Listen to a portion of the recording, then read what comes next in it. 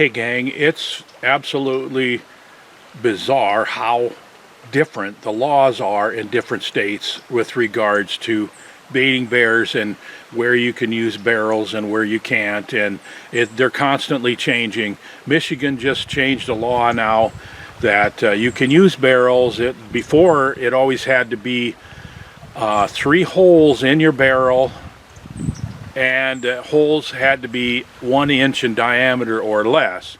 And now they changed the law in Michigan so that you can have a hole that's over 22 inches or multiple holes that's a 1 inch or under. And who makes these laws, who comes up with this stuff, is beyond me. The rationale behind that escapes me, period.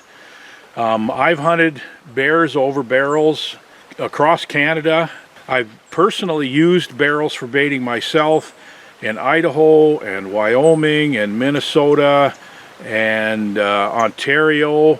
I've hunted over barrels with outfitters across Canada and also in Maine. And the rules are different, but there are some advantages to using barrels. There are some disadvantages too, but the advantages far outweigh the disadvantages. So let's go into this. I'm going to give you 5 reasons why using barrels are a positive thing, okay? And before we start with those 5, let's talk just briefly about how barrels can be a detriment, and those are minimal. But first of all, of course, you got extra weight that you got to haul around. It's just more work to carry a barrel into the woods and to set it up and everything like that. So you got that issue. The other thing is, you know, if you're just really looking for a natural feel to your bear hunting, a barrel sort of detracts from that. You don't want to feel like you're hunting a garbage dump or something like that. So, you know, maybe you don't want to use a barrel just because you just want to use some logs to cover your bait and have it looking and feeling much more natural. I get that, makes perfect sense. Okay, so here's the 5 advantages of using a barrel. The number 1 is, and these are in no particular order, so the first one is the fact that you can protect your bait from the weather. A barrel helps you keep your bait from getting rotten or bad. If it gets rained on, a lot of the baits that we use, when they get rained on, they kind of spoil or they get slimy, and if you're just putting them on the ground, you got to shovel them out of the way and start over.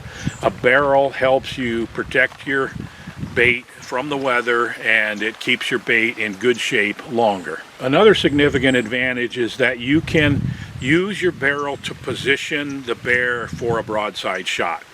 For bow hunters, and more to some degree for rifle or shotgun hunters, handgun hunters, whatever, there are some advantages. Being primarily a bow hunter, this is especially important. It's also important for whatever weapon you decide to use, but you really want to get a broadside shot on a bear, and the barrel really can help you do that by how you position the barrel and how you position the hole in the barrel or whatever to make sure that you can, you know, cause that bear to stand in a way that you want it to by how you set up your barrel. Also, by positioning the barrel and the hole in the barrel that the bears are getting the bait out of, you can keep the bear from lying down. You can raise that hole up a little bit, and ideally the bears will be standing to feed out of the hole. Sometimes they'll sit down, but usually they'll stand right back up again, so you can actually position that barrel to help you get a better shot. Another advantage of the barrel is it helps you determine the size of the bear because you've got something of known size at your bait. And that's true both when you're sitting in a stand or when you're just looking at trail camera pictures. And you've got something there that you can say, okay, you know, this bear is up to the ring on the barrel. Or, you know, if you take and put this barrel beside the bear, his body, you know, trunk of his body without the legs and head is about the size of that barrel. Or with the 55-gallon drum, you could say, okay, if I really stuffed and crammed and pushed that bear into that barrel, you know, it's probably over 300 pounds if it won't fit in the barrel. There's a lot of different ways that you can use the size of the barrel to help you determine how big the bear you're looking at is. So that's really important, is if you're trying to judge the size of a barrel at that spot really helps you to determine that. A barrel can help you avoid non-target critters. If you're getting a lot of crows and ravens at your bait and they're crapping all over the place, they're kind of spoiling your bait, then a barrel can help avoid that, because it makes it a lot harder for the crows and ravens to get the bait out of the barrel, and it really helps avoid a lot of the other animals that would eat your bait. Baits have gotten expensive, especially like trail mix, right? I mean, it costs a lot of money to feed these bears a good quality bait, and raccoons can be a problem in some areas. I've got spots where 8 or 10 raccoons a night can eat a lot of bait. Well, I can position a barrel in such a way that it makes it very difficult for them to get the bait out of the barrel. So that's another advantage, is the ability to protect your bait from non-target critters that are going to eat your expensive bait. Another advantage of the barrels is that you can use them to meter how much bait the bears can get at a time.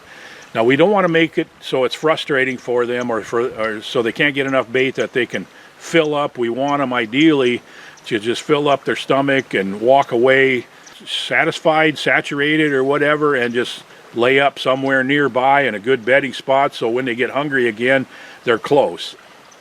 If they're not able to fill themselves up, then they'll go looking for natural foods, or maybe find someone else's bait or whatever. So we don't want to limit it too much, but we also want interaction at the bait site. We want multiple bears to be coming in, interacting, fighting over the bait, and so forth. That just makes your bait better and better.